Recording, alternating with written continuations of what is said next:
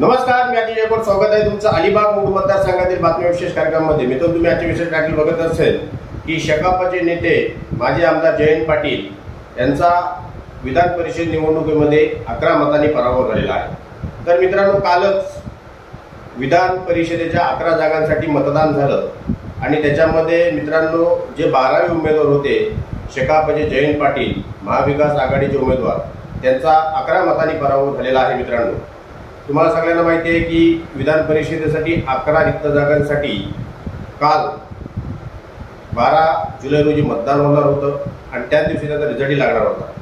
मित्रांनो, असा असताना एक अधिकचा उमेदवार उद्धव बाळासाहेब ठाकरे यांनी अचानक दिला, त्यांचे सचिव मिलिंद नार्वेकर. आणि मित्रांनो, जी निवडणूक बिनविरोध होऊ शकली असती त्या निवडणुकीसाठी काल मतदान झालं आणि त्याच्यामध्ये जयंत पाटील यांचा पराभव झाला. आमदार जयंत पाटील यांचा पराभव हा निश्चितच मानला जात होता, कारण की जयंत पाटील यांच्याकडे फक्त एकच आमदार होता आणि निवडणूक आयोगाच्या कोट्यानुसार कालच्या विधान परिषदेच्या निवडणुकीसाठी निवडणूक आयोगाने 23 आमदारांचा कोटा ठेवलेला होता आणि जवळजवळ 22चे अधिकच्या आमदारांची जयंत पाटील यांना गरज होती. परंतु जयंत पाटील हे महाविकास आघाडीचे उमेदवार असल्या कारणाने त्यांना शरद पवार गटाने पाठिंबा दिलेला होता. त्याच्यामुळे ते जिंकतील की काय अशी सगळीकडे चर्चा होती. एवढ्या वर्ष जयंत पाटील 24 वर्ष जवळजवळ त्यांची विधान परिषदेची कार्यकाल त्यांचा राहिलेला होता आणि निश्चितच एवढ्या वर्षांमध्ये त्यांचे इतर आमदारांसोबत अतिशय चांगले संबंध होते, म्हणून ते काहीतरी बाजी मारतील असं वाटत होतं. परंतु मित्रांनो, तसं काही झालं नाही. भाजपनी 5 उमेदवार दिले होते. ते एक योगेश टिळेकर, दुसरे परिणय फुके, तिसरे अमित गोरखे, चौथा पंकजा मुंडे आणि 5वा सदाभाऊ खोत. हे भाजपचे 4ही उमेदवार मित्रांनो जिंकून आले. त्याच्यामध्ये योगेश टिळेकर यांना 26 मते, परिणय फुके यांना 26 मते, अमित गोरखे यांना 26 मते, पंकजा मुंडे यांना 26 मते, सदाभाऊ खोत यांना पहिल्या फेरीमध्ये मला वाटतं 14 मतं मिळाली होती. परंतु दुसऱ्या फेरीमध्ये ते दुसऱ्या पसंतीच्या क्रमानुसार ते जिंकले.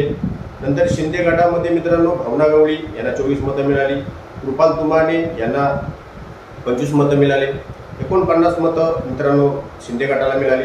नंतर अजित पवार गटामध्ये राजेश बिटेकर यांना 23 मते, त्याच्यानंतर शिवाजीराव गर्जे यांना 24 मते मिळाली, एकूण 47 मते त्यांना मिळाली. महाविकास आघाडीमधून प्रज्ञा सातव यांना 25 मते, मिलिंद नार्वेकर यांना 22 मते आणि जयंत पाटील यांना 12 मते, अशी 49 मतं टोटल मिळाली. तर मित्रांनो, गणित एकदम क्लिअर कट होतं की काँग्रेसकडे 37 आमदार होते आणि 25 आमदार त्यांनी प्रज्ञा सातव जे त्यांचे काँग्रेसचे एकमेव उमेदवार होते त्यांना दिले, आमदारांचे मतदान केलं. उर्वरित 17 मतं त्यांच्याकडे होती. त्या 17पैकी जर आपण विचार केला तर मिलिंद नार्वेकर यांच्याकडं 17 मतं 16-17 मतं ऑलरेडी होती आणि त्यांना अधिकच्या 5 मतांची आवश्यकता होती. परंतु 6 मतांची आवश्यकता होती, परंतु त्यांना काही ती 6 मतं मिळाली नाही. ते 22वर जाऊन अटकले. 1 मत त्यांना कमी पडलं आणि काँग्रेसची जी अतिरिक्त जी मतं होती 7 मतं, तर सगळे विश्लेषक असं म्हणतायत की काँग्रेसची 5 मतं जी आहेत ते अजित पवार गटाकडे गेली, ज्याच्यामध्ये अजित पवार गटाकडे फक्त 42 आमदार होते आणि ते 47 आमदार झाले. त्याच्यामुळे 5 मतं ही अजित पवार गटाकडे गेली आणि 2 मतं ही BJPकडे गेली. तर मित्रांनो, अशा पद्धतीने कालचं गणित होतं आणि शकापचे जयंत पाटील यांना फक्त 12 मतं मिळाली आणि जवळजवळ 24 वर्ष विधान परिषदेमध्ये जो शकापच्या माध्यमातून आवाज गरजत होता तो काल थंड झाला. मित्रांनो, शकापचे नेते जयंत पाटील यांना उद्धव बाळासाहेब ठाकरे यांनी बिनविरोध का निवडून दिलं नाही, तर याच्या मागचा थोडासा इतिहास तुम्हाला सांगावा लागेल. लोकसभेमध्ये मित्रांनो 88च्या लढतीमध्ये अनंत गीते हे उद्धव बाळासाहेब ठाकरे गटाचे उमेदवार होते आणि उमेदवार असताना मित्रांनो ते निवडणुकीनंतर जवळजवळ 83,000च्या आसपास फरकाने हारले. शकाप त्यांच्या सोबत होता आणि भाई हे वारंवार त्यांच्या प्रचारासाठी फिरत होते. मोठमोठ्या सभांमध्ये ते सुनील तटकरेचा वरपा काढू बदला काढू अशा पद्धतीची भाषा वापरत होते. मागच्या वेळेला सुनील तटकरे हे शकापसोबत असताना गीतेंच्या विरोधात जिंकलेले होते. त्याच्यामुळे आता ते गीतेंविरोधात जिंकल्यामुळे गीतेसोबत गेल्यामुळे गीते जिंकतील असं त्यांना वाटत होतं आणि गीतेलाही तसंच वाटत होतं. परंतु मित्रांनो तसं काही झालं नाही. गीते जवळजवळ 83,000 मतांच्या फरकाने हारले. त्याच्यानंतर मित्रांनो गीते कुठे हारले आणि का हारले हे महत्त्वाचं आहे. गीते गुहागरमधून लीड घेऊन आले, दापोलीमधून लीड घेऊन आले. महाडमध्ये त्यांना फक्त 2-3 हजारचा फटका बसला. त्याच्यानंतर श्रीवर्धनमध्ये 26-27 हजारचा लीड हा तटकरेने घेतला आणि तरीसुद्धा 4 मतदारसंघामध्ये 5,000 मतांच्यापेक्षा अधिक लीड हा गीतेंकडे होता. परंतु जसे गीते अलिबाग मोड मतदारसंघामध्ये आले त्यांना डायरेक्टली 39,000चा फटका बसला आणि तो लीड सुनील तटकरेंना मिळाला.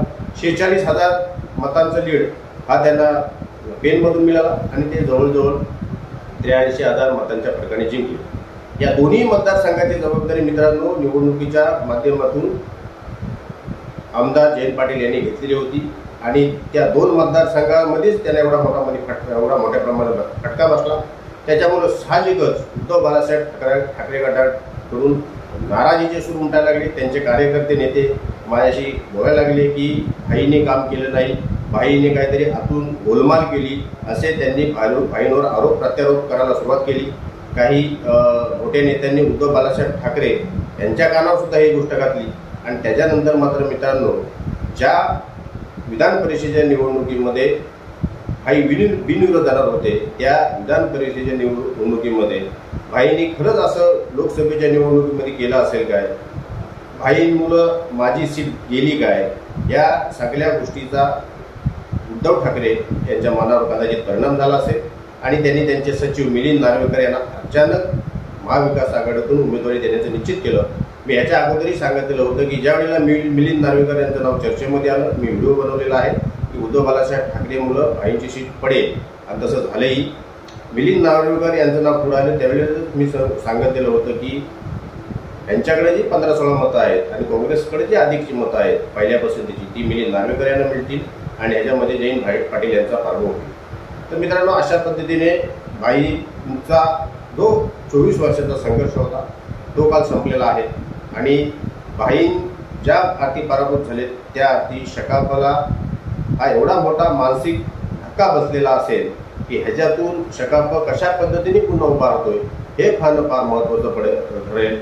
2019मध्ये त्यांचा विधानसभेचा आमदार अलिबाग मोडचा पडलेला होता. त्याच्यानंतर 2019मध्ये त्यांचा एकही रायगडमध्ये आमदार निवडून आला नाही.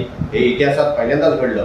त्याच्यामुळे येणाऱ्या कार्यकालामध्ये विधान परिषदेच्या निवडणुकीमध्ये सुद्धा भाईंचा पराभव होईल असं कोणी मनातही विचार केला नव्हता. परंतु काल भाई 11 मतांनी त्यांचा पराभव झाला. मित्रांनो भाईंचं राजकारण हे नेहमी विरोधाचं राजकारण आहे. तुम्ही पाहिलेलं आहे की ज्या वेळेला भाईकडं कधीही पुरेसं संख्याबळ नसताना सुद्धा भाई नेहमी विधान परिषदेमध्ये आमदार व्हायचे. परंतु ते नेहमी विरोधातील पक्षांना एक शकापा एक घटक पक्ष असल्या कारणाने लोकसभेला आणि विधानसभेला मदत करायचे. युतीमध्ये त्यांच्यासोबत शकापा असायचा. त्याच्यामुळं जो विरोधातील जो पक्ष असायचा तो नेहमी भाईंना विधान परिषदेमध्ये आवश्यक मतांची जो कोटा असतो तो कोटा पूर्ण करण्यासाठी मदत करायचा. ह्याही वेळेला भाईंनी तसंच केलेलं होतं. मित्रांनो भाई कधी भाजपसोबत विरोधात असताना असायचे, नंतर ते त्यावेळेला सत्तेमध्ये राष्ट्रवादी काँग्रेस असायची, नंतर ते भाजप सत्तेमध्ये असताना काँग्रेससोबत गेले, राष्ट्रवादीसोबत गेले आणि तिथे ही त्यांची तीच चाल असायची की त्यांचा जो आवश्यक कोटा आहे तो कोटा पूर्ण व्हायला पाहिजे. आणि मित्रांनो तसं आता ह्या निवडणुकांमध्ये होतंही. भाईंनी बरोबर गणित मांडून ठेवलेली होती पण अचानक त्यांचा जो डाव होता त्यांच्यावर पलटला आणि उद्धव बाळासाहेब ठाकरे यांनी अतिशय हळुवारपणे भाईंचा इथे त्यांचा स्वतःचा उमेदवार देऊन पराभव घडून आणला. त्याच्यामुळे मित्रांनो जय भाई इंडिया आघाडीचे घटक पक्ष म्हणून सोबत होते, महाविकास आघाडीमध्ये घटक पक्ष म्हणून सोबत होते. येणाऱ्या विधानसभेच्या निवडणुका ज्या आहेत त्याच्यामध्ये हे महाविकास आघाडीमध्ये असतील की नाही देव जाणो. मतमोजणी चालू असतानाच भाई मतदान कक्षातून निघून गेले, कारण की त्यांना फक्त 12 मतं पडलेली होती आणि आपणला पराभव निश्चित आहे हे भाईला त्यावेळेला कळलेलं होतं.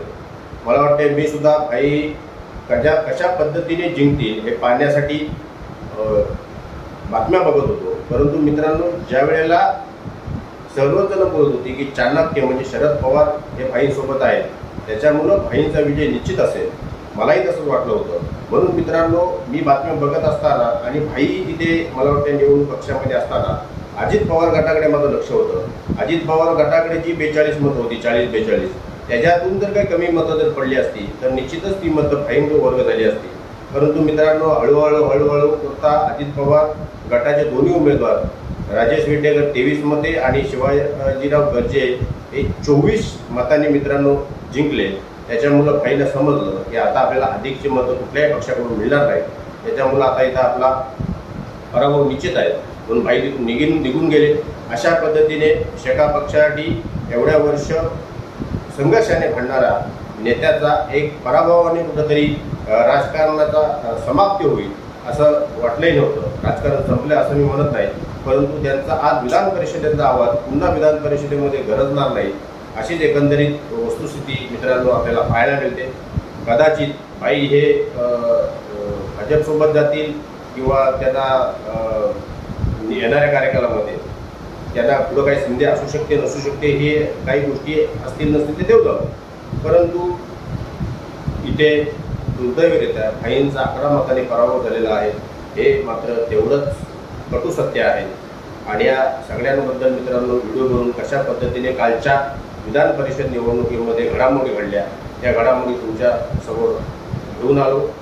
जर तुम्हाला हा व्हिडिओ आवडला असेल, लाईक करा, शेअर करा, सबस्क्राईब करा. धन्यवाद.